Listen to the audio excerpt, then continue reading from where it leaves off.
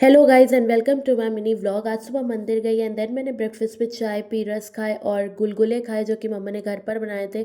बुकनू खाया, वो भी मम्मा ने घर पर बनाया था, और चाय पी। और फिर मैं चली गई, इंपॉर्टेंट वर्क था कुछ तो वहाँ के लिए चली गई और वहाँ से बहुत लेट आई और बहुत ज़्यादा थक भी गई थी। आते ही मैं चली गई ट्यूशन पढ़ाने के लिए और बहुत ज़्यादा तबीयत भी ख़राब हो गई थी, बट गई मैं पढ़ाने के लिए ट्यूशन। फिर मैंने डिनर में खाया कद्दू पराठा और थोड़ी सी दाल मोठ और चाय। फिर हम तीनों ने, यानी मम्मा, मैं और पॉप, हम तीनों ने देखा इंडियन आइडल। फिर मैंने गर्म पानी पिया कि थोड़ा सा बेटर फील हो। Bye bye guys, that's how I ended my day.